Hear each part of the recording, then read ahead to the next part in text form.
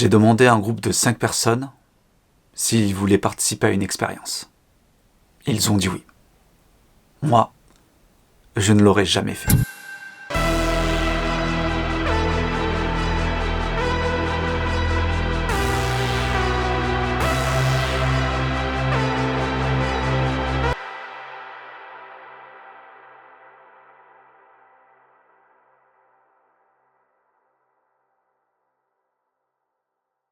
Je sais pas, je suis bizarre là. Moi j'ai l'impression que c'est pas moi que je voyais en face. Mais en fait, plus ça allait, moins je me voyais moi. C'est un peu comme si mon visage y vieillissait. Et mon visage était tout noir, les yeux me piquaient et derrière moi, en fait, c'est comme si je m'enfonçais dans un tunnel et c'était tout noir derrière moi. Je me vois bouger alors que je bouge pas et je me vois sourire mais en fait j'ai tellement peur que du coup je vais pas plus loin.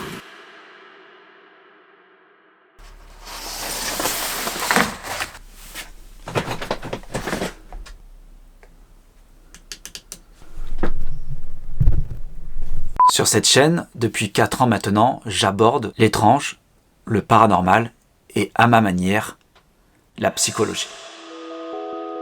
Et je l'avoue, le paranormal, vu à travers le prisme de la psychologie, c'est quelque chose qui me passionne. Et si je vous dis tout ça, c'est qu'il y a un truc qui se passe. Et il faut qu'on en parle. J'ai un miroir dans ma salle de bain. Et mon Dieu, qu'est-ce qu'il est grand. Tous les matins, je n'ai pas le choix. Je vois mon reflet, ne serait-ce que pour me brosser les dents ou pour me coiffer. Et bizarrement, je le fuis. Ah, c'est fou, c'est absolument pas moi que je vois. Je détourne le regard. Et de temps à autre, je vois des choses. C'est trop bizarre. Pas des choses nettes, pas des choses claires, mais assez pour me faire froncer les sourcils.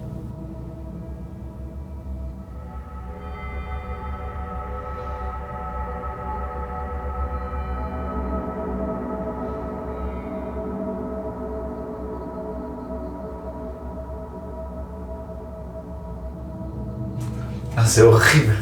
Ah, j'ai vu une... Horrible. T'arrêtes. Alors je me suis posé une question. Est-ce que je suis le seul à vivre ce genre de truc? Et vous savez quoi? Non.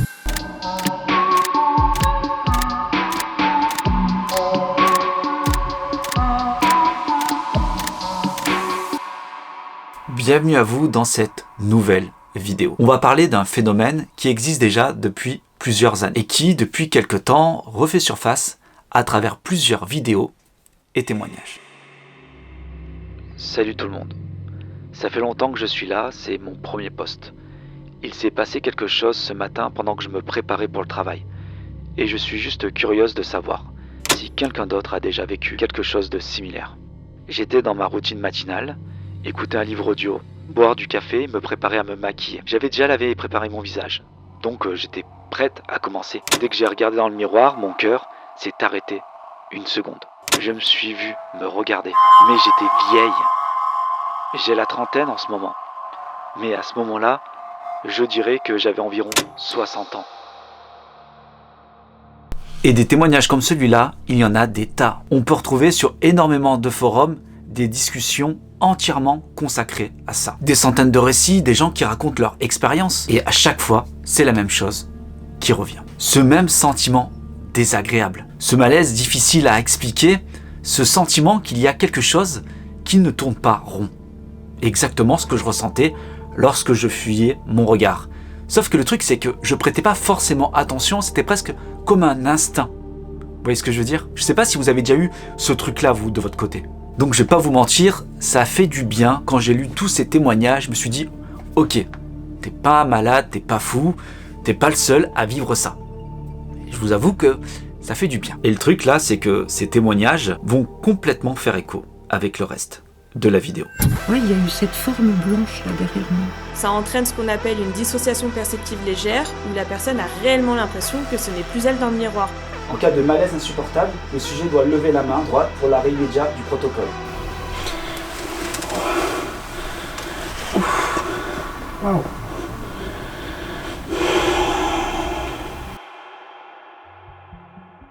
À force de lire tous ces témoignages, je me suis rendu compte d'un truc.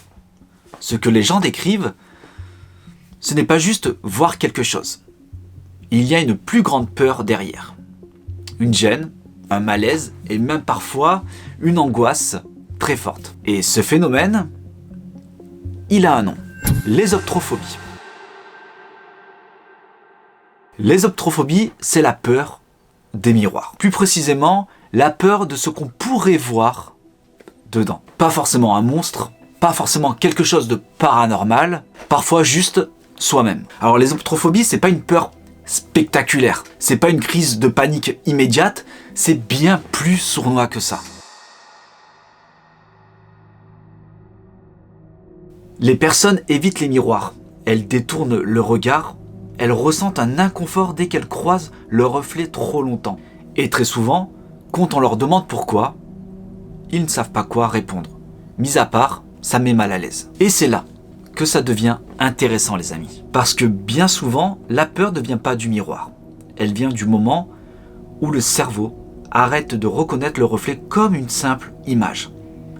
Quand on fixe son visage trop longtemps, quelque chose décroche. Le reflet devient étrange, différent, presque autre. Et ce qui est troublant, c'est que ce ressenti revient sans cesse dans les témoignages paranormaux.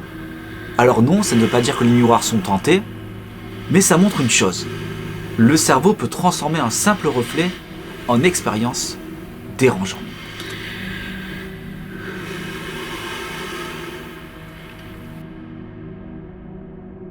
Et si c'est déjà possible comme ça, alors qu'est-ce qui se passe quand on le pousse volontairement? Et à partir de là, les amis, j'ai commencé à approfondir mes recherches.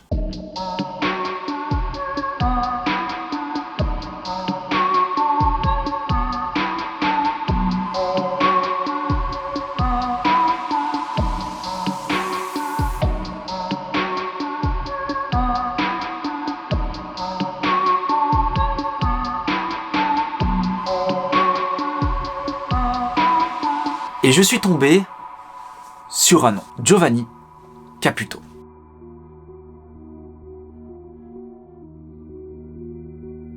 C'est un psychologue et chercheur italien. Il a travaillé sur ce qu'on appelle l'illusion du miroir. Lui, il a nommé le protocole Alice en référence à Alice au pays des merveilles. Le principe est minimaliste et ressemble à ce que j'ai pu faire en début de vidéo. Un miroir, une lumière faible et une personne qui fixe son reflet pendant plusieurs minutes. Les résultats sont troublants. Les participants voient leur visage se déformer, changer d'identité, parfois devenir méconnaissables. Certains parlent de monstres, d'autres de proches décédés, d'autres encore de quelque chose qui les observe. C'est typiquement le genre d'expérience que j'adore. C'est minimaliste, ça demande pas grand chose, mais le truc, il fallait que je le comprenne. Parce que avant de le faire, il fallait que je comprenne qu'est-ce qui se passe là-dedans, dans notre cerveau. Alors j'ai commencé à faire des recherches. Bon, je n'ai pas la prétention de connaître le cerveau, en sachant que même les neurochirurgiens disent eux-mêmes de ne pas le comprendre. Donc je vais essayer de vulgariser un maximum le sujet. Il y a une zone toute particulière qui est responsable de tout ça, le cortex temporo-pariétal. Cette zone du cerveau gère la perception du corps, la reconnaissance du visage, la frontière entre moi et pas moi. Quand cette zone est perturbée, elle peut créer une confusion énorme. Le reflet n'est plus perçu comme un simple visage. Il peut devenir quelque chose d'autre. C'est un peu ce que je vis. À ça s'ajoute l'amygdale, le centre de la peur et des émotions. Quand elle est stimulée, le cerveau produit malaise, angoisse, impression qu'on n'est pas seul. Et c'est exactement ce que les chercheurs cherchent à étudier, à provoquer, à faire réagir. Ah oh, attendez là une seconde, ça ne vous rappelle rien?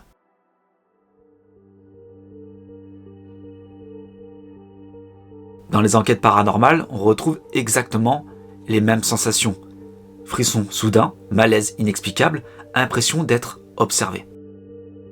Quand on regarde ce qui se passe dans le cerveau, les mêmes zones sont sollicitées. Alors je ne dis pas que c'est un fantôme, je ne dis pas que ça ne l'est pas, mais la similitude est quand même frappante. Le cerveau et le paranormal semblent des fois marcher main dans la main. Gardez bien cela en tête, on en parlera en fin de vidéo.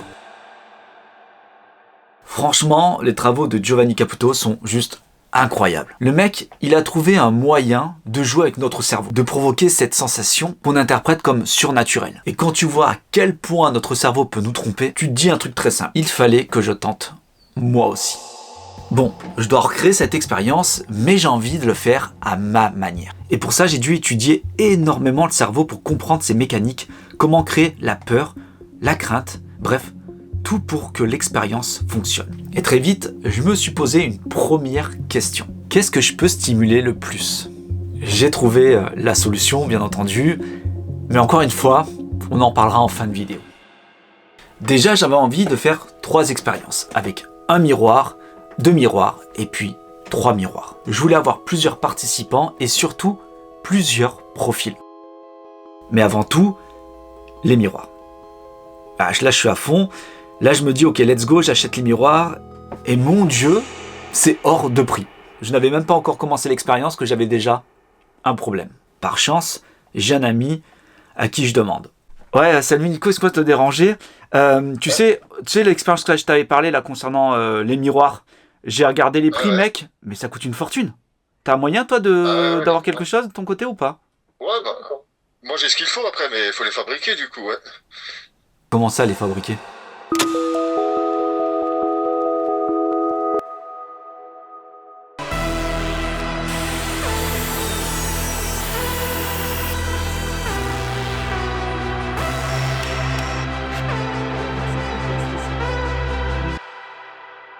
Voici l'atelier où on va concevoir avec Nico. Tu peux dire bonjour, arrête de te cacher. Salut Nico, merci à toi.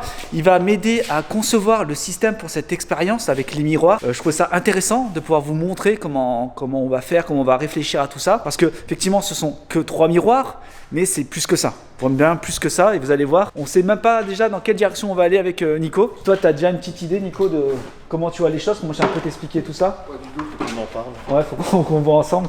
On ne sait pas si on part sur une base en fait de bois, de fer ou quoi. Et surtout, comme je vous l'ai dit, c'est l'élément principal de la vidéo, de l'expérience. Donc, je trouve ça intéressant de vous montrer un peu le développement, le déroulé de tout ça. Et souvent, c'est des choses qui sont mises un peu en off, alors que ça prend beaucoup de temps. Donc, premier miroir, on en a pris un là, on a descendu le deuxième là. Les amis, c'est hyper stressant de porter le miroir, j'ai peur de le faire tomber. Je vais avoir 7 ans de malheur. Ah.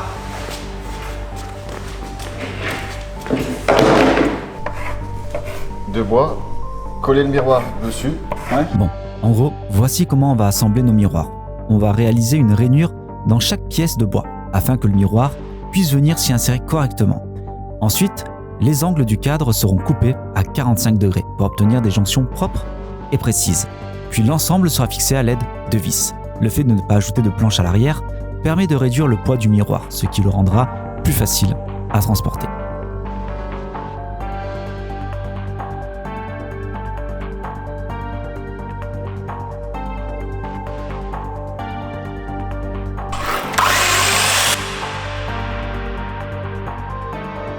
Donc là, on prend toutes les cotes, on fait un cadre, on va faire ça pour les 4 au final. Je pense qu'on fait on va terminer un en premier directement, pour voir ce que ça donne, avec le rainurage et tout ça, et let's go. Ouais. Et on aura assez de bois, tu crois? Ouais.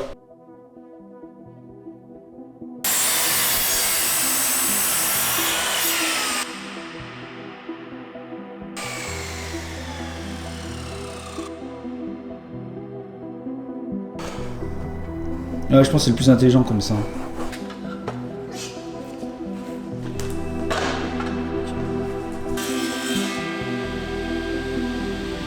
Incroyable, magnifique. Moi, je fais ça sur les 4. Ok, go. Bon les amis, ça fonctionne super. Bon, ça y est les amis, Nico a coupé les 4 morceaux, donc il a fait un rainurage tout le long donc de chaque chaque partie. On n'a plus qu'à emboîter en fait. Au final, c'est vraiment la meilleure des solutions. C'est esthétique, simple, rapide. Au final, on a déjà les réglages. Et on va faire ça maintenant pour les 4 miroirs. Et ensuite, on va faire les pieds. Donc, je trouve ça sympa de vous montrer comment on réalise tout ça. Parce que c'est vrai que vous serez arrivé, on aurait mis juste le miroir et basta en fait. Attends, il va être pris dans... Ouais, attends, parce que là, il y a une partie de C à casser. Les bois, ils sont un peu... Ouais, tu l'as enlevé déjà? Non.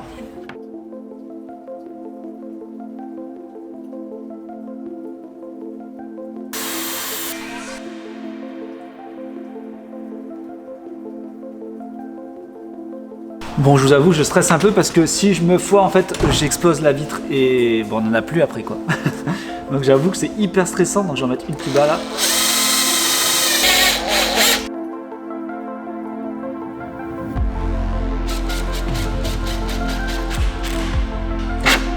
Non.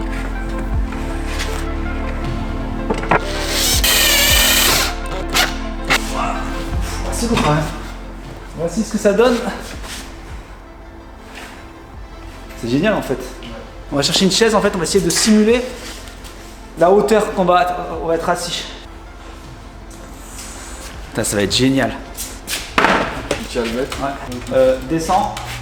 Il faudrait que ça soit un peu de biais, tu sais. Oh putain, c'est génial. Là, on est du sol en bas, on est à 66. En fait, à savoir que Nico, il a travaillé toute la journée là, en plus une journée horrible. Et je lui ai demandé de son aide et il est là, donc demain il reprend le boulot lui. Moi, je pourrais faire dodo demain. C'est pas vrai, on le sait que je vais pas faire dodo.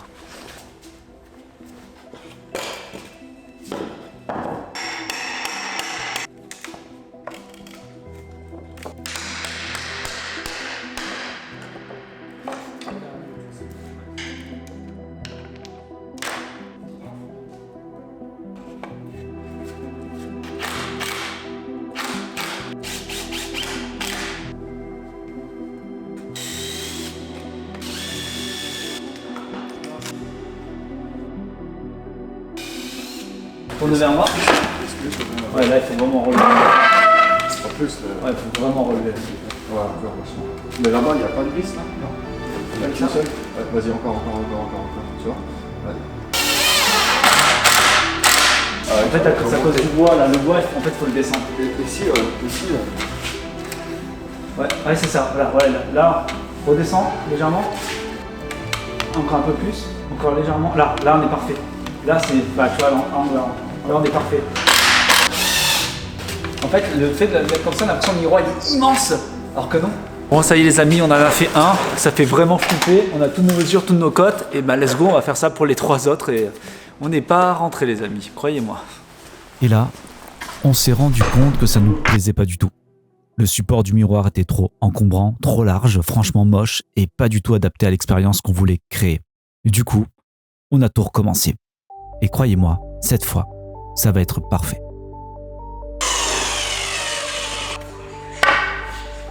Eh oui, tout simplement. Avec, avec un angle. moins d'angle.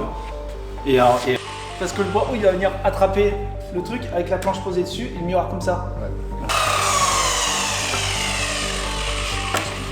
Non, c'est ça. Ouais, c'est parfait. C'est ce qu'on avait dit. Vas-y, je te laisse.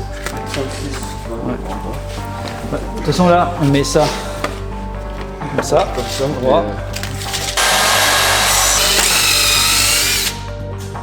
Faut voir si je suis droit, parce que là, je vais voir rien du tout.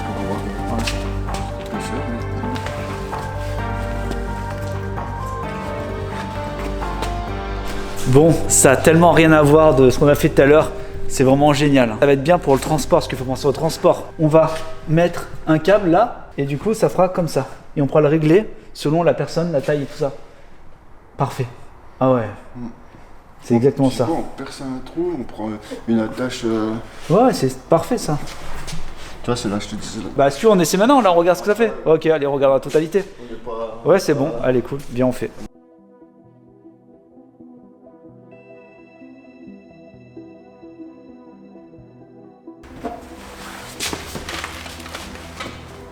Parfait. Attends, on remonte. Ça dépend de comment on se mettra. Je pense qu'on sera un peu vachement proche. Vas-y, descends. Encore. Ouais. Là, c'est parfait. Non, mais voilà. On en a eu deux, vas-y, je pense que ça tient. Ouais, genre. Bon, franchement, il n'y a personne qui touchera. C'est au plus simple, mec. Maintenant qu'on a notre chevalet, il ne reste plus qu'à répéter l'opération pour les 2 autres miroirs.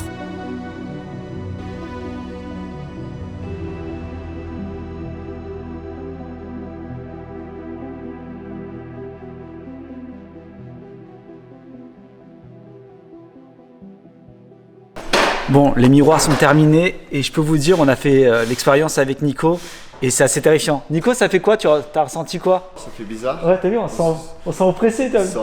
Ouais, on sent comme jugé. Voilà, mais c'est nous qui nous jugeons. Ouais, c'est ça. Donc en plus, on en a qu'un là. Quand on aura les 3, les amis, ça va être trop bien. Et en fait, quand on met un miroir tel quel, quand on le regarde en face, comme tous les jours, vous savez, quand vous maquillez ou habillez, là c'est différent parce qu'on l'incline d'une manière, on se sent, vous savez, quelque chose de supérieur à toi, tu sais, qui te juge en fait. Comme si on se regardait, nous, c'est ça, exactement. Donc les amis, ça y est, c'est terminé. Merci Nico. Bah, lui, il va continuer à faire les chevaliers, on a passé de bois. Il est quelle heure? Il est 22h. Ok, maintenant on a les miroirs, il nous faut un local. Et encore une fois, c'est trop cher. Et je reçois ça.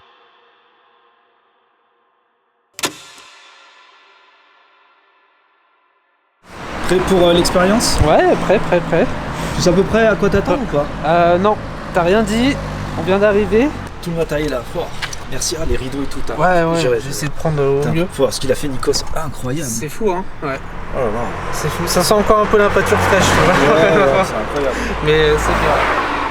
Ok, bon, bah écoute. Tout a mis à l'intérieur. Let's go. Bon les amis, on va prendre tout le matériel, on va commencer à tout installer. Je leur expliquerai après ce qu'on va faire. Mais c'est fou en fait, je crois que c'est une des plus grosses vidéos en termes de prod de tout ce que j'ai dû faire avec tout le monde. J'ai dû composer avec tout le monde. Et ils ont été trop bien. Let's go.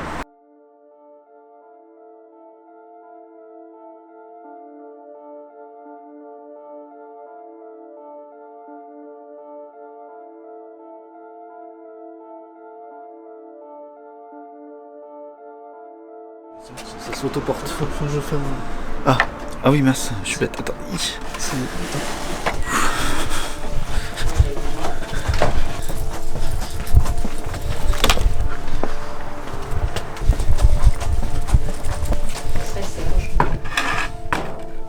La visseuse?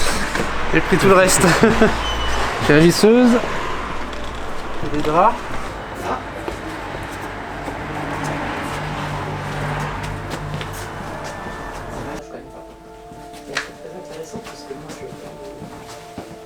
Heureusement qu'il y a Val. On va aller chercher le reste du matos. Les rideaux, c'est bon, t'avais pris, tu m'avais dit? Ouais. Ok, j'ai pris ça, j'ai tout pris. Trépied, tout ça, tout pour soi. Tout pour tout à l'heure. Tu nous dis toujours pas ce qu'on va faire. Tu vois, avec les miroirs, mais un peu plus complexe que ça. En tout cas, c'est censé être terrifiant. Ouais. Et là, il est temps maintenant d'installer le setup et de réfléchir comment on va faire. Pour le setup, voilà comment je vois les choses. Déjà, dans un premier temps, il faut pouvoir isoler complètement le participant. On va utiliser des rideaux noirs pour occulter tout l'environnement, éliminer toute distraction, vraiment créer ce sentiment d'espace fermé. Ensuite, on installe les miroirs. On commence par un seul miroir, comme dans l'expérience originale d'Alice. Mais le but, c'est de passer ensuite à 2, puis à 3 miroirs. Et là, il y a un vrai défi, le placement des caméras. Parce que si on suit exactement la méthode de Caputo, les caméras doivent capturer le visage du participant, le reflet dans chaque miroir et parfois un plan POV pour vraiment ressentir son point de vue. Donc, chaque fois qu'on ajoute un miroir, il faut réajuster l'angle et la distance des caméras. Sinon, on perd le cadrage et on ne capte pas les réactions clés. L'idée est que le participant reste immergé, que la lumière et les reflets fonctionnent et qu'on puisse filmer chaque détail du visage et du regard. En gros, c'est un équilibre entre technique et immersion. Le rideau, les miroirs, la lumière, la musique. Tout doit être coordonné, sinon l'effet disparaît. Je pense qu'on va installer tout ça ici. En fait, on va commencer à mettre des rideaux pour occulter l'ensemble et mettre les systèmes. La lumière, elle est parfaite. Donc, je pense qu'on va faire un truc assez bien. On va commencer avec Valentin à installer les rideaux. Je pense qu'on va mettre un rideau là. L'accrocher là-haut, tu sais, sur les petits trucs. Tac, tac. Donc là, il faudra accrocher ça, tu sais, aux petits trucs là, sur les petites écarts dedans. Tu veux marcher dessus? Oui. Avec les pieds? Oui. Bah, tu veux marcher dessus comment, Alex? Je marche. Mais on s'en fout. Mais pas après. Merci.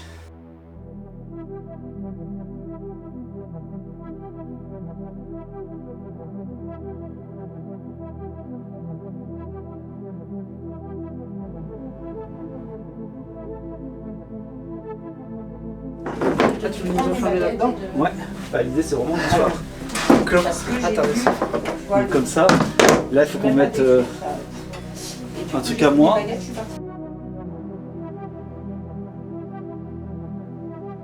Faut que j'arrive à... Est-ce que... Attends, peut-être... Je suis fier de lui.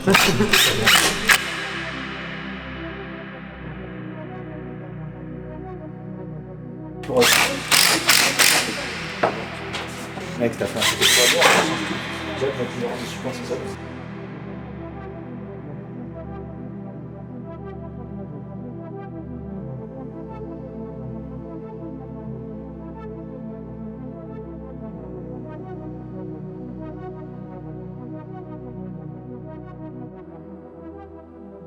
Ça passe. Donc, du coup, il faut qu'on regarde l'angle. Vas-y, lâche, ça tient. Ouais. Ah ouais. On regarde l'angle. Ah oui, On va s'installer là-bas. Fais comme tu le sens. On va se mettre là-bas pour tout installer. Où? Dans le chaud. On va voir comment on va faire, si on bouge le... Bon, déjà, on va mettre les 3 miroirs directement, c'est pour tester. Et ensuite, on mettra un seul miroir. Tu coules des dés.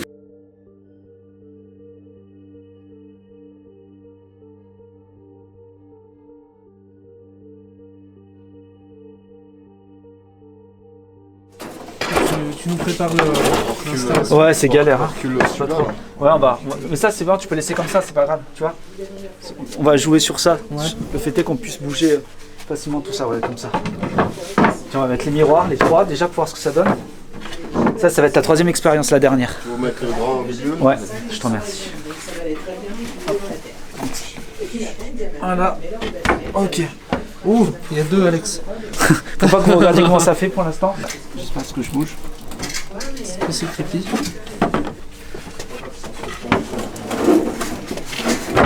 Ça me met mal à l'aise déjà. Et là, on voit un écho. Merci Nico. Bon, alors, je fais le... Ouais, mais tu vois, je n'aurais pas pu le faire,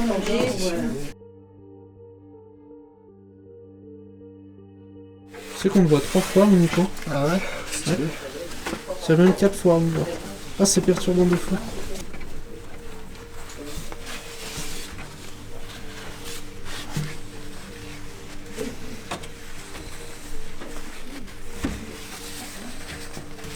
Je croyais un Alex caché derrière le micro. Et après, il faudra voir comment on place la caméra, ce sera le plus important. Il y a un moment, là, quand je filmais comme ça, je voyais 4 fois d'écho. Ouais, c'est ça. C'est fou. Ok, ouais, là c'est parfait, c'est comme ça qu'il faut. Ok, même peut-être un peu plus. Ça va, mon Nico? Ouais, nickel, et toi? Ouais. Merci les gars, participer à mes trucs de fou à chaque fois. Ouais. C'est un jour, tu me dis, viens, on saute à l'élastique en plein milieu de la nuit d'un pont. Et puis il faudra tenir... Ouais, tiens là comme ça. Faudra tenir 3 miroirs dans la... tenir 3 miroirs, ouais.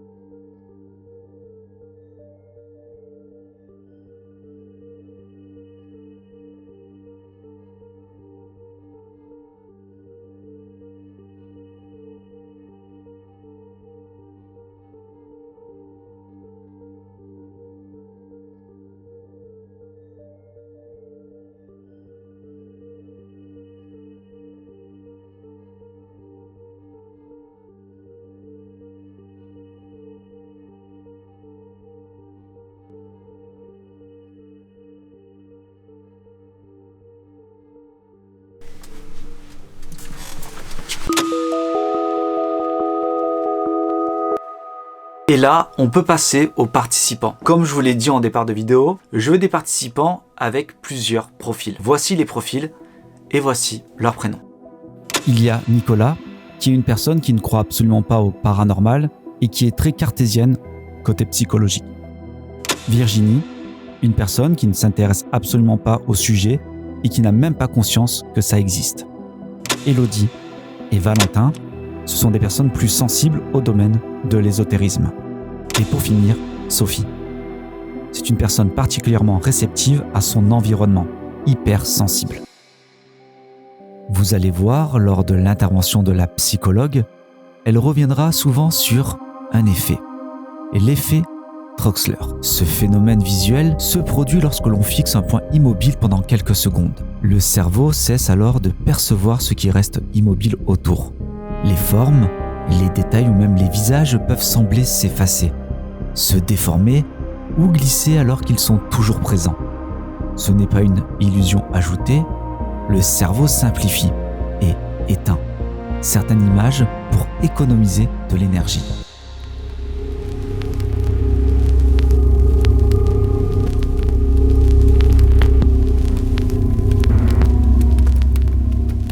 Bon, déjà, bienvenue à tous. Merci d'avoir accepté à participer à cette expérience. Donc, l'expérience qu'on va faire, elle s'appelle le Mirror Alice.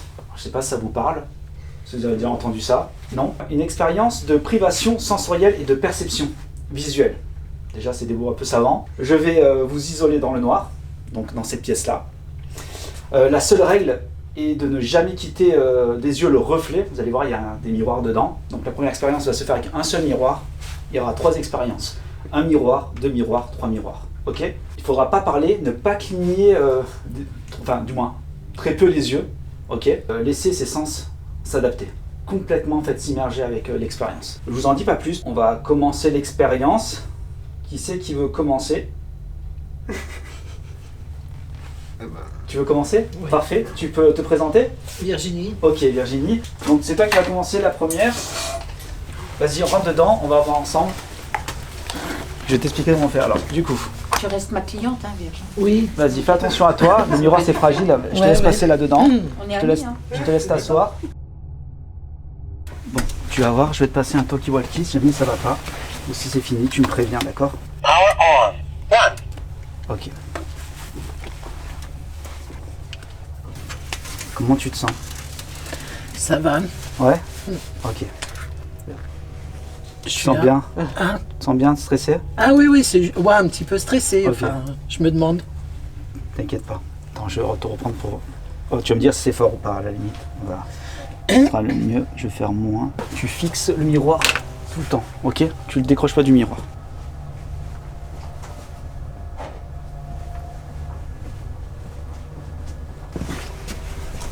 Hop, on va ça.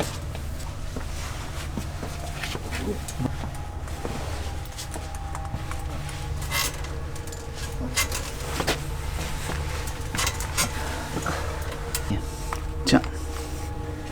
Dis-moi si le son c'est pas trop fort. Donc fixe bien le miroir et ne décolle pas. C'est bon le son ? Je me plais ? Vas-y, me plaît, pour voir. Tu évites d'essayer de cligner le moins possible des yeux, d'accord ? Donc là, l'idée c'est que tu te regardes sans évite de cligner les yeux le moins possible, d'accord ? Tiens, je te laisse mettre le casque. Alors, il faut absolument que tu regardes toujours le miroir. Ouais. Si tu peux éviter de cligner les yeux, Ouais. fais-le. Voilà. Tu te poses. Donc dans 5 minutes, je reviens. Je reviens dans 5 minutes. Toi et je te laisse, d'accord ? Dans Ouais. 5 minutes, je reviens.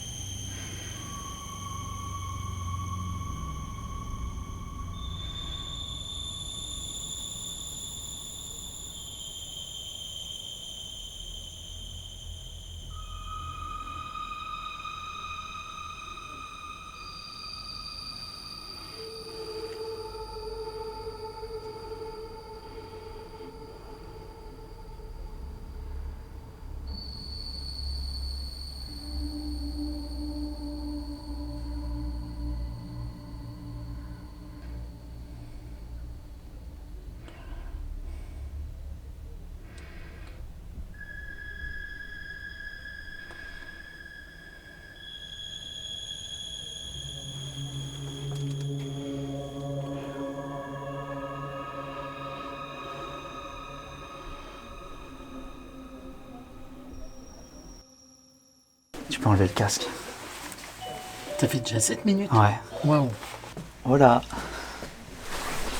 Comment tu vas? Ça va? Je te remets le... Hop. Pardon. Oh la vache. Comment tu te sens? Ça me fait peur. Je vais te poser quelques questions. Tu te sens comment là? J'ai envie de pleurer. Ah ouais? Je vais te poser quelques questions. Comment tu te sens? Ça va? Ouais? Nickel. J'étais parti loin. Comment tu te sens maintenant là? Exprime-toi. Ça va. J'étais parti loin. J'essaie vraiment de focus mon regard sur mon regard en face du coup. Ça va, je me sens bien. Je me sens calme. T'as eu quelque chose? Est-ce que t'as eu un moment particulier pour toi? Comment tu te sens? Ça me fait peur. Qu'est-ce que t'as... Je suis désolée, j'ai pas vraiment réussi en fait à rester concentrée trop longtemps parce que la première fois, en fait, ici, là, j'ai l'impression que ça devient de la fumée. D'accord. Fumée blanche. Ok. Je vois que mon visage. Je souris pas, mais le visage que je vois me sourit. D'accord. Pas un sourire comme le film, hein, bien sûr, mais un sourire comme c'est content de me voir. L'image devient instable, ce qui peut donner cette impression de fumée autour du visage, mais cette fois il y a en plus une forte activation de l'amygdale, qui est le centre de la peur. L'angoisse va perturber la façon dont le cerveau interprète finalement les micro-détails du visage, et l'aire fusiforme, qui reconnaît les visages, n'arrive plus à stabiliser l'image et ça provoque une dissociation perceptive. La personne a l'impression que le visage bouge, qu'il sourit, qu'il agit seul. C'est toujours pas une hallucination, c'est une désynchronisation entre la perception visuelle, l'émotion et la conscience de soi, qui est finalement amplifiée par le stress. Comment tu te sens maintenant? Tu peux parler fort. Hein. Je sais pas. Ouais. Ouais. Je sais pas, je suis bizarre là. Je sais pas, pour l'instant, j'arrive pas. Ouais. Non. Et c'est quoi quand tu dis tu te sens bizarre? Bah, je sais pas. Les bras. Ouais. Je me sens bizarre. Un peu comme si le froid arrivait, mais que c'est resté dans les bras en fait. D'accord. J'ai les bras froids en fait. D'accord. J'ai juste froid. Donc ce qu'on observe ici, finalement, ça correspond à plusieurs phénomènes psychologiques. Il y a d'abord son corps qui passe en mode automatique, c'est ce qu'on appelle l'activation du système nerveux autonome. C'est ce qui va mettre son corps en vigilance et qui peut donner cette sensation de froid qu'elle décrit dans les bras, parce que finalement la circulation va se faire davantage dans les organes essentiels que vers les extrémités. Visuellement? Ouais, est-ce qu'il y a eu un moment particulier? Visuellement, ouais, c'était chelou. Tu savais quoi? C'est un peu comme si mon visage il vieillissait. Ouais. Comme si je devenais vieux. Tu vois Indiana Jones? Ouais. D'un coup, comme si je devenais vieux. D'accord. Puis jeune, une tête de gamin. Ok. Puis vieux. Ok. Puis, des fois comme si je souriais. D'accord. Des fois je refermais la bouche. C'est trop bizarre. D'accord, Et excellent. je bougeais pas, j'ai essayé d'être fixe, tu vois. Ouais. Mais je voyais vraiment des formations comme ça du visage. Alors ce que la personne décrit ici, ça correspond finalement à l'illusion du visage étrange, qui montre qu'en fixant son visage longtemps, la personne déclenche de nouveau cet effet Troxler, donc l'image devient instable. L'aire fusiforme dont on a parlé reconnaît les visages, mais n'arrive plus à stabiliser l'identité. Et le cerveau se met à reconstruire le visage en piochant dans les souvenirs, plus vieux, plus jeune, avec des expressions différentes, et cela crée une sorte de morphing involontaire qui va être très visuel, presque psychédélique. Ouais. Ça te fait pleurer? Ah ouais? Ouais, une émotion, je sais pas, c'était bizarre. D'accord. Ouais. T'as eu un moment particulier? Ouais, c'était très bizarre. Tu peux expliquer un peu qu'est-ce qui était bizarre? Alors, mon visage est devenu tout noir. D'accord. Et mes yeux me piquaient. Ok. Et comme si c'était de la fumée. Et par contre, derrière, c'est devenu tout noir, tout noir. Ah, t'as eu comme de la fumée? Ah, ben, mes yeux me piquaient, tu sais, comme quand t'es dans un endroit en fumée. D'accord. Et que tes yeux, ça pique. Ok. Et mon visage était tout noir, les yeux me piquaient, et derrière moi, en fait, c'est comme si c'est bizarre. Ouais. Comme si je m'enfonçais dans un tunnel et c'était tout noir derrière moi. D'accord. Ça devenait de plus en plus noir derrière. Et pouf, d'un coup...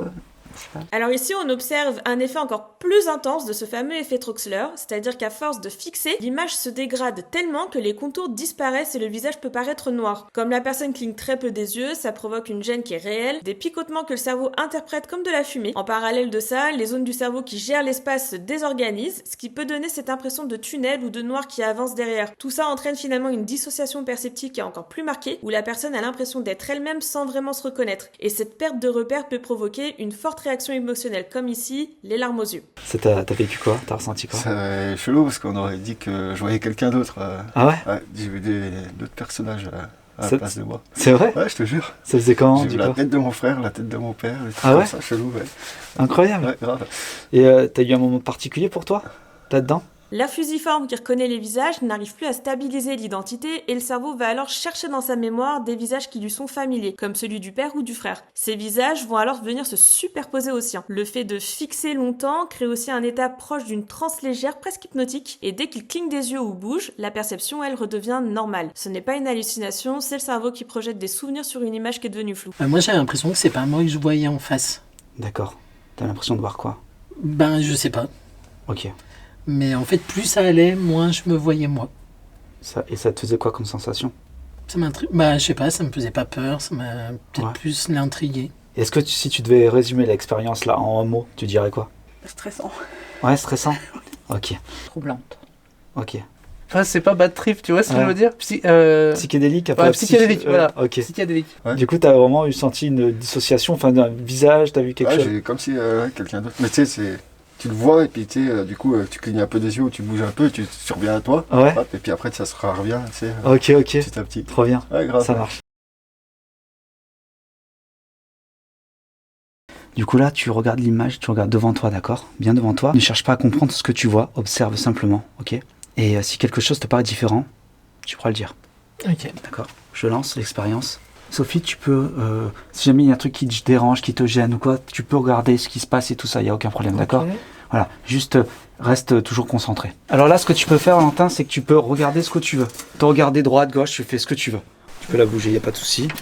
Une fois que tu t'es assise, essaye de t'approcher le maximum. L'idée, c'est que tu te vois 4 fois. Ok, tiens, je t'invite à mettre le casque. Alors là, Nico, tu vas pouvoir bouger, te regarder à droite, à gauche, mais sans excitation, tu sais, tu te poses, tu te calmes, tu te concentres, ouais, tout le temps. Est-ce que c'est bon pour toi le son? Ouais, ok, ouais, ça marche. Donc, je reviens dans 5 minutes. Hop. Je reviens dans 5 minutes. J'y vais. Allez. J'y vais.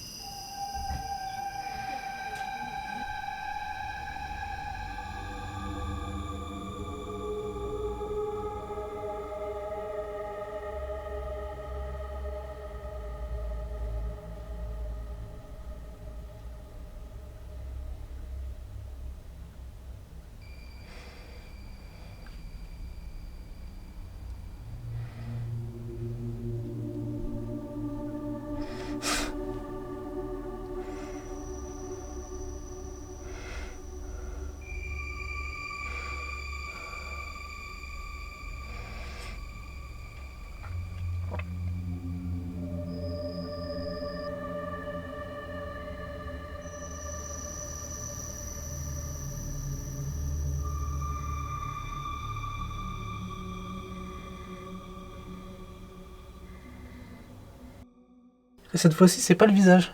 D'accord. Cette fois-ci, c'est les yeux. Ok. Et J'ai l'impression d'avoir eu des yeux gros, petits. D'accord. Tu vois? Pourtant, je focus mon regard comme j'ai focus dans la première fois. Est-ce que tu avais un sentiment de dédoublement ou que quelqu'un te surveillait? Comment tu te sens? Ça va. T'as vécu quelque chose? Ouais. Explique-moi un peu. Il fallait bien regarder tout le long ici. Tu pouvais faire ce que tu veux, ce que je te disais, regarder à droite, à gauche, faire ce que tu voulais. Alors, comment? Ben, en fait, j'ai l'impression qu'il y a quelque chose qui me tirait là. Ah ouais? Ouais. Ça te faisait comment? Ben, pas qu'on me tirait le bras, hein, mais à l'intérieur, ça me tirait. D'accord, ok. Et après, ça s'est arrêté. Ok. Sauf que là, ça me faisait bizarre de voir là, moi, de voir là, moi, mais différent. Ah, tu te voyais différemment? Il y avait une déformation? Non, deux déterminés et les larmes aux yeux. Ouais. Comment tu te sens, mon Nico, avec cette expérience? Là, c'est différent. Non. Ok. Non, j'ai pas eu ça. Vraiment juste les yeux qui ont changé. D'accord. Et si un moment fort de cette expérience, tu pourrais me dire que c'est quoi? C'est ça. Ok. Ouais. Par rapport à l'autre? Ah, par rapport à l'autre? Bah non, c'est ça. Simplement la différence, ouais, c'est ça. Et un seul mot pour qu'est-ce que tu pourrais dire sur cette expérience?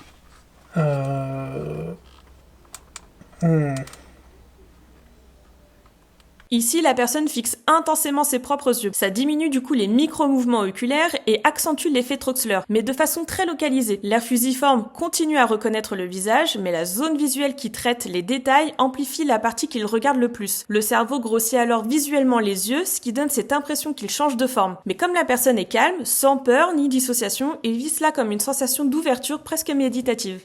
Bon, j'ai regardé un peu à gauche, à droite, mais c'est vrai quand je me concentre sur la caméra... Ouais. Alors, je suis toute seule. C'est comme s'il n'y avait pas de miroir. D'accord. C'est tout fumé. Ok. Toujours cette fumée blanche, ok. en fait. Là-bas, ces deux miroirs là-bas, les deux élodie là-bas, elles disparaissent complètement. D'accord. Et t'as un visage qui me regarde. Comme si t'avais une lumière comme ça sous le visage. Ouais, je vois, ouais. Qui me regarde. D'accord. Et qui me disent, t'inquiète, pas de souci, on va rien te faire. Et les deux élodies là, elles disparaissent complètement. Je sais pas où elles vont, mais elles sont plus là. Ok. Et moi, je suis toute seule avec les deux regards, les deux visages qui me regardent. Et ça te parle, ça fait quelque chose? Il y a eu un truc, un échange? Pas forcément, juste n'aie pas peur, mais... D'accord. Pour le coup, j'ai pas peur. Okay. À force de fixer, tout l'arrière-plan disparaît et donne cette impression de fumée. Les zones du cerveau qui gèrent l'espace se désorganisent, si bien que l'environnement semble ne plus exister. L'air fusiforme qui reconnaît les visages ne garde qu'un seul élément stable, le visage. Et comme notre cerveau est programmé pour détecter des visages et des intentions, il interprète cette forme comme un visage qui regarde. Comme la personne n'est pas anxieuse, l'amygdale ne déclenche pas de peur et le cerveau donne une interprétation qui est rassurante. Après, j'avais l'impression que là, ça me regardait. D'accord. Alors que j'ai essayé de me concentrer pour voir si les autres ça me faisait pareil, ça me faisait pas pareil. Mais pas méchant, pas amical, rien du tout. Juste que en fait, je me suis forcé à bien regarder tout droit. Ouais. Et en fait, j'avais vraiment l'impression que là, on me regardait. Au bout pas tout de suite, mais au bout d'un moment, il y avait j'ai l'impression que là, on me regardait. Cette fois, avec deux miroirs, le cerveau perd complètement ses repères droite-gauche et de profondeur. Les zones pariétales, qui construisent la perception de notre corps dans l'espace, se désorganisent. Cela peut provoquer des sensations très réelles de traction dans un bras, comme si quelque chose tirait de l'intérieur. C'est ce qu'elle nous décrit. En parallèle, le cerveau est programmé pour détecter des présences autour de nous. Comme les repères spatiaux deviennent flous, il peut interpréter cette instabilité comme une présence sur le côté, avec l'impression d'être observé. Et comme la personne reste complètement immobile, le cerveau n'a aucun mouvement pour corriger cette illusion. Donc la sensation, elle persiste. On retrouve un mécanisme qui est très proche de celui de la paralysie du sommeil, où la désorientation corporelle peut aussi donner l'impression qu'une présence est là. Ah ouais, d'accord. Deux émotions différentes? Oui. Ok. Et un regard très... Ok. Et ça me troublait parce que là, je voyais limite les larmes. D'accord. Et là, quelqu'un de... Ouais, comme s'il y avait deux facettes de toi? Oui. Ok. Oui. Poker face? Oui. Ok. Ouais. Et tu te sens comment là? Ça va. Ouais, si, ça va, mais... Ouais. Hyper déterminé, hyper triste. D'accord. Et ça va maintenant là? Ouais. Ok. Tu peux définir en un mot l'expérience? L'air fusiforme continue à le reconnaître, mais les micro-différences d'ombre et d'expression donnent l'impression de deux faces de soi. Ça active fortement la conscience de soi, ce qu'on appelle le cortex préfrontal médian. On ne regarde plus seulement son visage, on se regarde se regarder. Cette mise en abîme peut provoquer une montée émotionnelle importante, comme ici la tristesse et cette impression qu'elle a de vérité. C'est pas juste une illusion spectaculaire, mais c'est une hyper-conscience de soi créée par la configuration des miroirs. Ouais. Rien de spécial. T'as rien senti spécial? Non, c'est pas... Et c'est quoi qui t'a fait que t'as rien senti de spécial à ce moment-là? Là maintenant, je sais pas, c'est... Non, mais pendant que tu le faisais, La l'expérience. disposition. Ouais. Fait que tu ne sois pas centré sur toi-même? Ouais, c'est ça en fait, on se regarde sur le côté. Ouais. Plus qu'on... Par là. Ouais. T'as essayé de bouger un peu, faire les choses et de tout? regarder tous les visages, tu vois. Ouais, peut-être que t'étais pas concentré du coup. Le fait est que Si, d'avoir essayé. Ça m'a parfait comme l'autre d'avant. D'accord, ça a été plus chill là. Du ouais, coup. tranquille Ouais. et moins de sensations. J'ai l'impression de me regarder dans un miroir, c'est tout. Ok, parfait. Ouais. Et de profil, comparé de face tout à l'heure. Ok. Alors ici c'est très intéressant parce que la personne fait exactement l'inverse de ce qui déclenche les illusions. Il bouge les yeux, regarde à droite, à gauche, change de point de fixation. Du coup il n'active pas du tout l'effet Troxler. L'image reste stable et actualisée en permanence. L'air fusiforme reconnaît le visage sans difficulté et les repères spatiaux restent très clairs. Le cerveau reçoit assez d'informations pour ne pas avoir à interpréter ou à inventer. C'est pour ça qu'il a simplement l'impression de se regarder normalement dans un miroir. Ouverture? Ouverture? Ouais. Ok, ça marche. Vivant. Ok, super intéressant. Mais après, vers la fin, ça a commencé à s'apaiser. Vérité. Vérité? Ok. Peut-être un moment de ta vie là que tu vis et C'est il y a ça. une révélation? Ok, d'accord. Vérité, ouais. Parce que ça me troublait de déterminer et malgré tout triste. D'accord. Mmh. Ok. Ouais. Ok, bah, je te remercie beaucoup. Merci de... Est-ce que tu peux me chercher Nico? On change la disposition? Ouais, carrément, Ok, ça dans marche. les trois. Je me demande si le troisième, ça va être pareil. Si on ressent moins, tu sais, plus il y en a, parce qu'on se regarde pas en face comme tu dis. Je pense que ça va être pire. Donc si je veux dire, je sens quelque chose à droite, je peux tourner la tête Voilà, à droite. Exactement. Je reviens dans 5 minutes. Est-ce que t'es bien là? Oui. Ok. Donc tu peux te rapprocher un peu plus si tu veux. Entre vraiment les jambes entre eux. Ok. Tu te concentres bien comme il faut. Si tu as envie de discuter, parler, dire des choses, ok? Ok. Ok. Bon les amis, c'est hyper intéressant. C'est autour de Nico là. Et c'est la dernière après pour l'expérience. Ça va Nico? Let's go. Allez, tu peux regarder là, tu sais, si jamais tu vois quelque chose, tu peux te retourner, regarder, tu sais, là tu peux regarder, tu restes fixe, mais si jamais tu sens qu'il y a un truc, tu peux regarder, il n'y a aucun problème, d'accord?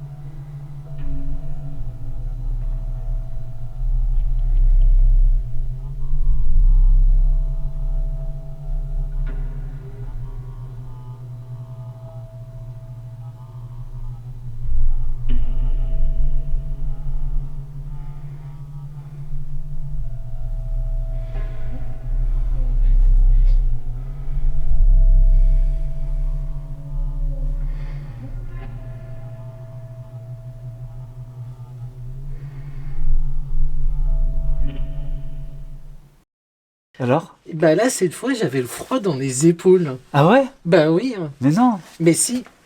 Et je me suis dit, c'est pas possible parce que j'ai plus le truc là. Ouais. Et en fait, c'est là maintenant, sur les épaules et là dans le cou. En fait, à chaque fois, ça a augmenté en fait au final. De plus t'as. On aurait dit que ça se déplaçait en fait. D'accord. Et t'as vu quelque chose à travers le miroir? Non.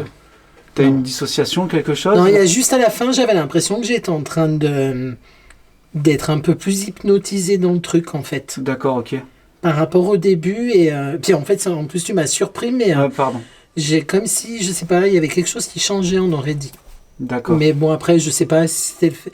Ouais, dis-moi tout ce que tu as ressenti, tout ça. Non, mais voilà, en fait, c'est l'effet que ça m'a fait à la fin. J'étais un peu plus, je sais pas, comme si je rentrais plus dans le truc ou. Ok. Je me suis demandé justement si je m'étais peut-être pas assez lâché avant ou je sais pas. Ok. Si j'étais dans les bonnes conditions, je sais pas. D'accord. Après, par contre, j'ai pas eu l'effet qu'on me regardait. Ok, ça me l'a pas fait cette fois-là. Cette fois, avec 3 miroirs, on voit un phénomène différent. La personne ne parle plus de ce qu'elle voit, mais de ce qu'elle ressent dans son corps. La fixation prolongée installe un état attentionnel qui est modifié, proche d'une transe légère. Le système nerveux autonome s'active doucement, ce qui peut donner cette sensation qui semble se déplacer vers les épaules et le cou. Les zones du cerveau qui construisent la perception du corps deviennent, elles, plus sensibles, ce qui amplifie les sensations internes. Comme l'attention est tournée vers soi plutôt que vers l'environnement, il n'y a plus d'illusion de présence, mais une interoception qui est très marquée. Voilà. Ça fait 5 minutes. Ouais. Chaque fois, je suis impressionné. J'ai l'impression qu'il n'y a même pas une minute qui passe. Ah ouais, t'as une distorsion du temps? Ah, de fou. De fou. Qu'est-ce que t'as ressenti? Bah, je dirais là, c'est plus ses émotions, tu vois. Ouais. Là, c'est plus ses émotions. J'avais l'impression au début que j'étais en colère. D'accord. Tu sais, comme si j'étais en colère. Ouais. Pourtant, j'essaye de rester, tu vois, neutre. Ok. Et c'est comme si j'étais en colère, puis après triste, inquiet. Ça a fait, tu vois, okay. Donc là, c'est beaucoup d'émotions. Ouais, là, des émotions, tu vois. Ok. Est-ce qu'il y avait une certaine vérité dans ces émotions-là ou pas? Sûrement. Ok. Sûrement. Quelque part enfoui, peut-être. T'as senti un espèce de... comme si il y avait une autre personne, ce genre de choses ou pas? Vaguement. Vaguement. Je sais pas si c'est lié au lieu, mais... Ok. Vaguement. Est-ce que les émotions en fait, que t'as eues, c'était toi ou c'était d'autres personnes? Non, je pense que c'est moi. Et du coup, il n'y a pas eu un effet, t'as rien ressenti vis-à-vis des autres miroirs, ça t'a pas gêné? Il y a juste un truc, à un moment, j'ai eu l'impression que le bas du miroir, tu sais, il faisait comme ça. Ok. Ok, une distorsion. Voilà, une distorsion, ouais. D'accord. Sinon, non, par rapport aux autres, non. Ok. On est 1, 2, 3, 4. Je pense qu'on est peut-être trop 5, proche des miroirs pour 6. être conscient de ce qu'il y a. Ça va? Ouais. Ok. Ouais, ça va, ça va. Ici, on observe un phénomène différent. La personne ne parle presque pas de ce qu'elle voit, mais de ce qu'elle ressent. La fixation prolongée et les miroirs réduisent des stimulations extérieures, ce qui fait que le cerveau bascule vers l'intérieur. Le cortex préfrontal, qui gère la perception du temps, se met en retrait, ce qui explique cette forte distorsion temporelle. Et comme l'attention est tournée vers soi, les émotions internes remontent spontanément. La colère, la tristesse, l'inquiétude. Le miroir agit ici comme un amplificateur d'introspection émotionnelle, plus que comme une source d'illusion visuelle. Comment tu t'es senti? J'ai eu peur. Ah ouais? Qu'est-ce que t'as ressenti? Comment expliquer ça? Je me suis vue soudain, pareil, fumée blanche. Ok. Toujours cette fumée blanche. D'accord. Je me vois, moi, ouais. changer. Alors, c'est comme si je flottais. D'accord. Et tout d'un coup, je me vois jeune, mais c'est pas moi. C'est pas moi jeune, en fait. Mais pourtant, c'est mon visage. D'accord. Jeune, après ça passe à adulte, et après ça passe... Je vois une vieille dame, moi en vieille dame en fait. Ah ouais? Ça m'a fait peur. Ah mince. Du coup, ça m'a fait froid dans le dos, d'ailleurs on peut le voir, je pense on va le voir, mais ça m'a fait froid dans le dos. D'accord. J'ai essayé de me reconcentrer dessus. Ok. Je vois plus la vieille dame, mais je vois toujours ce visage tout lisse, tout jeune. Ok. En fait, ça revient. Et en fait, c'est comme si ça faisait des générations. D'accord. Hop, hop. Ok. C'est énorme, je trouve, mais ça m'a fait quand même un peu flipper. Ouais. Je vois cette vieille dame sur moi, je fais ah. Je vois bien. Parce que tu vois, les cernes, tu les vois bien avec les... Et là, c'était vraiment marqué. D'accord. Genre vraiment, j'avais les traits très vieux en fait. Ouais, je vois bien. Wow. Et ça va maintenant? Ouais, ça va mieux. Ok. C'est hyper intéressant, j'adore. Je vous expliquerai après pourquoi. Trop bien. Et du coup, t'as ressenti autre chose? Est-ce que t'as quelqu'un qui... Enfin, un doublement de quelque chose? Est-ce que tu t'es senti observé? Oui, je me suis sentie observée derrière, là. D'accord. Alors ici, on observe une forme très intense de l'illusion du visage étrange qui est décrite par Caputo, c'est-à-dire que l'effet Troxler rend l'image floue comme une fumée. Et puis l'air fusiforme qui reconnaît les visages ne parvient plus à stabiliser l'identité et le cerveau va chercher dans la mémoire des visages à différents âges, jeunes, adultes, vieux. Cela va créer un véritable morphing involontaire. Comme la peur s'active, l'amygdale accentue les traits qui paraissent plus marqués, plus âgés. En parallèle, les repères corporels se désorganisent, qui donnent cette sensation de flotter et d'être observé. C'est une superposition entre perception, mémoire et émotion. Comment ça va? Ça va. Ça s'est passé comment? Bien. Raconte-moi un peu. Alors là, c'était pas sur moi. Là, à ma droite, il y a comme une lueur blanche. D'accord. Je voyais plus mon ombre en fait. C'était une lueur blanche avec une pointe là au-dessus. Après, c'est revenu, mon ombre est revenue. J'ai vu un halo, là, blanc autour de moi. Et là, une silhouette blanche, ici. Pas de cheveux. Et j'avais l'impression qu'il y avait des lunettes parce que ça ressortait sur les côtés. Il y avait un truc... Et tu penses que ça venait de toi? Je sais pas. J'essayais de regarder. Et dès que je tournais le regard, pouf, ça disparaissait. Et dès que je me regardais, hop, ça... Et tu vois, là, j'ai l'oreille qui siffle. T'as vu des choses à droite, à gauche, que tu t'es vu déplacer ou autre? Alors, sur ma droite, à un moment, j'ai eu l'œil qui a été attiré, mais je peux pas te dire pourquoi. D'accord. Ça a été pouf, j'ai regardé là, et puis hop, j'ai regardé là. Ok. Mais ouais, c'était... Étrange? Ouais, c'était... que mon ombre, si tu veux, que mon ombre disparaisse. D'accord. Et que ça fasse blanc derrière. Ok. Voilà. D'accord. Mais c'était, tu vois, c'était plus de la curiosité où je regardais, parce que je me dis, bon... Ok. Et ce petit personnage-là, qui m'arrivait là. Alors ici, on observe un mélange entre l'effet Troxler et ce qu'on appelle la pareidolie. À force de fixer, les éléments stables comme l'ombre disparaissent et l'arrière-plan devient blanc. Comme elle ne regarde plus directement, c'est la vision périphérique qui prend le relais. Or, cette vision, elle est très mauvaise pour les détails, mais excellente pour détecter les formes humaines. Le cerveau social, lui, interprète alors une forme floue comme une silhouette derrière l'épaule, c'est ce qu'elle décrit, et dès qu'elle bouge les yeux, l'image, elle se met à jour et la forme disparaît. Ce n'est pas une hallucination, mais une interprétation automatique des formes floues par le cerveau. Alors? Rien de spécial. Ouais. Non. On va en parler là pour le coup, pour tous en face là. Ça marche. Tu vas le dire devant tout le monde. Ok, je coupe. Ouais. Alors ce qui est intéressant ici, c'est que cette personne ne vit plus rien, que ce soit avec 2 ou 3 miroirs, alors qu'elle avait des effets avec un seul. Avec un miroir, le regard est centré et fixe longtemps, ce qui déclenche l'effet Troxler et déstabilise la reconnaissance du visage. Mais avec plusieurs miroirs, le champ visuel est plus large, le regard bouge naturellement et ces micro-mouvements empêchent l'image de devenir instable. Le cerveau reçoit trop d'informations pour avoir besoin d'interpréter ou d'inventer, il reste en mode observation active et c'est précisément pour ça qu'il ne se passe rien. Bon, j'ai un truc à vous dire. Je les ai manipulés. Bon,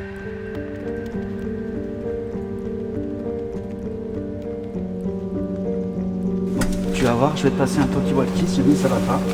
Ok, dis-moi si le son est fort ou pas quand jamais. C'est bon pour toi.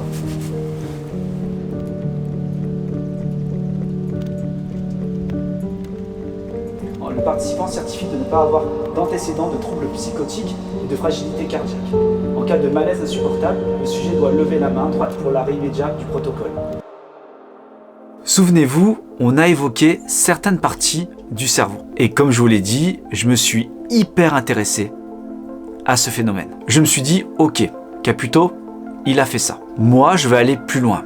Je vais encore plus les stimuler. Alors, j'ai rajouté de la musique anxiogène dans leur casque. Cette musique agit directement sur le cerveau.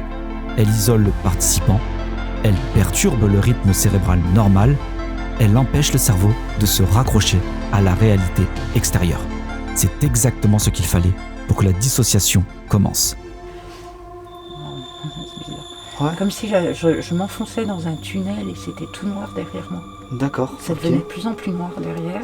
Et pouf, d'un coup, je sais pas. Et puis, les lumières. Si j'ai utilisé ces lumières rouges et bleues, ce n'est pas pour faire joli. La lumière rouge, elle stimule l'amygdale, la zone de la peur et de l'alerte. Elle augmente la vigilance, provoque un léger stress, fait que le cerveau est sur le qui-vive. Comment tu t'es senti? J'ai eu peur. Ah ouais? Quant à la lumière bleue, elle agit sur le cortex visuel et la perception du temps. Elle favorise la dissociation et la sensation que l'environnement devient irréel. Ça fait 5 minutes. Ouais. Chaque fois, je suis impressionné. J'ai l'impression qu'il n'y a même pas une minute qui passe. Ah ouais, t'as une distorsion du temps? Ah, de fou. Quand on combine les deux, ça crée un cocktail parfait. Le cerveau est sur le fil entre réalité et hallucination. Et surtout, j'avais anticipé un problème. Cette partie du cerveau, vous savez, celle qui est responsable de l'euphorie. Parce que c'était sûr qu'il y allait avoir cet effet de groupe. Entre chaque expérience, forcément, les participants allaient rigoler, discuter, se détacher de l'expérience. Et pour moi, ça, c'est absolument pas viable pour ce que je voulais observer. Alors, j'ai créé une fosse décharge. Et vous savez quoi? Ça a marché beaucoup trop bien. Tu veux commencer? Oui. Parfait. Tu peux te présenter? Virginie. Ok, Virginie. Ce qu'on va faire avant de commencer l'expérience en soi, j'ai avec moi donc un document que vous allez devoir signer tous. Protocole expérimental Alice Mirror, donc la dissociation visuelle. L'objet du protocole, le participant accepte d'être soumis à un dispositif de privation sensorielle et de saturation visuelle appelé expérience Alice. On en a parlé. Le but est d'étudier la stabilité du système nerveux face à une déformation de l'image de soi. Avertissement sur les effets psychologiques. En signant ce document, vous reconnaissez avoir été informé des risques de distorsion faciale sévère, impression que le visage se décompose ou change de forme. Ok ? Phénomène de dissociation, sentiment que le reflet est une entité indépendante et consciente. Hallucination, périphérique, apparition d'ombres ou de visages tiers dans les miroirs latéraux. Réaction émotionnelle, possibilité de peur panique, sensation de froid intense ou oppression. C'est vraiment une expérience très intense. Clause de sécurité et décharge, c'est pour moi. Le participant certifie de ne pas avoir d'antécédents de troubles psychotiques et de fragilité cardiaque. En cas de malaise insupportable, le sujet doit lever la main droite pour l'arrêt immédiat du protocole. Je vais vous fournir des talkie-walkie. Dès qu'il y a un problème, vous nous appelez. Vous m'appelez tout de suite et j'interviens. Ok ? L'organisateur décline toute responsabilité, donc moi, en cas de choc immédiat émotionnel prolongé lié aux visions perçues durant le test. Droit à l'image autorise la captation de mes réactions et l'utilisation des rushs vidéo dans le cadre de ce projet documentaire et scientifique. Donc mention manuscrite, lui approuvé et signature du sujet. Voilà. D'accord, c'est sérieux. C'est vraiment une agitation. Ouais. Hop. Tiens, Hello. Merci. La vache. Merci Nico. Ah là, non mais... C'est bien avec un de ça si vous voulez. Merci. Ça sera mieux.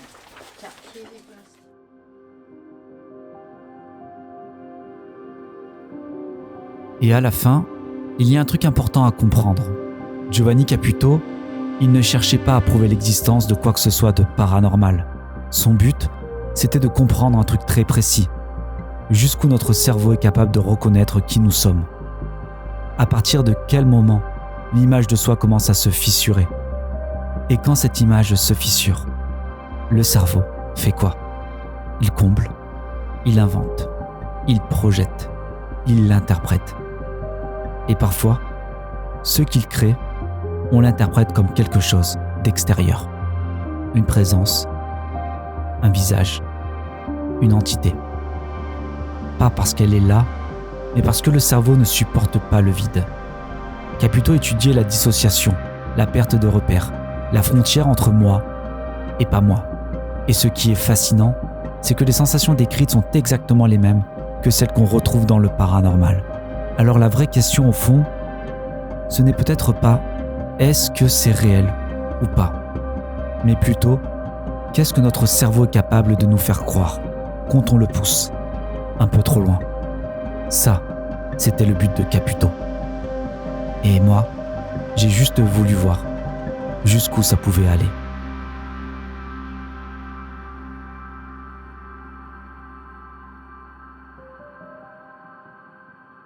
J'espère que vous aurez apprécié la vidéo. Je crois que depuis la création de ma chaîne, c'est une vidéo qui m'a demandé vraiment énormément de travail. Je sais que j'ai souvent dit ça, mais sincèrement, c'est une vidéo en termes de prod. Il fallait que tout s'aligne, il fallait que je trouve le local, il fallait que je fabrique tout.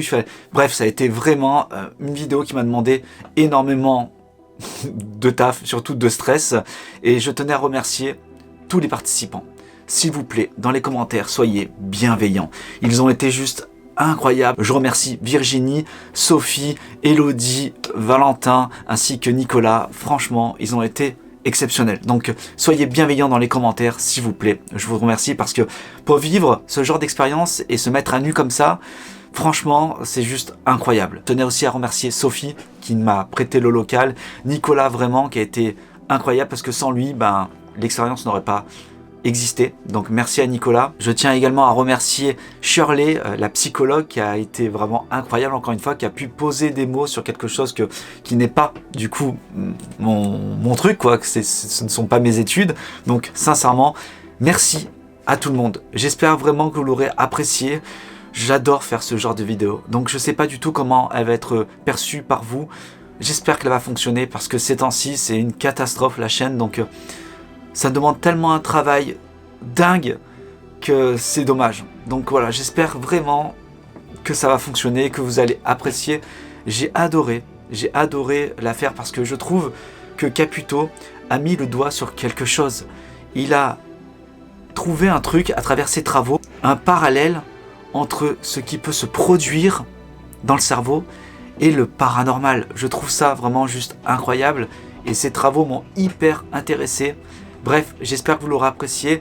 Dans les commentaires, pour ceux qui sont restés jusque-là, mettez-moi Caputo. Et avant de se quitter, je vais vous mettre la partie ésotérique dont je vous avais parlé en départ de vidéo. Je voulais confronter la partie psychologie et la partie ésotérique. Voici Alexandra. Soyez bienveillants aussi avec elle. C'est un exercice pour elle. Elle ne l'a jamais fait. Donc voilà. Donc je vous laisse avec Alexandra. Et je vous dis à très bientôt pour une nouvelle vidéo. N'oubliez pas de vous abonner, de liker et de partager et de booster. Maintenant il y a ça en plus, donc bon, merci franchement, prenez soin de vous et je vous dis à très bientôt. Salut. Dans le monde ésotérique, quand une personne ressent une froideur sur une partie de son corps, ça montre qu'il y a un contact avec le monde invisible. Ça peut être un soin énergétique via un être de lumière ou tout simplement la présence d'un défunt qui vous montre avec bienveillance qu'il est auprès de vous. Quand on voit des yeux qui nous observent, en général c'est le reflet de notre âme.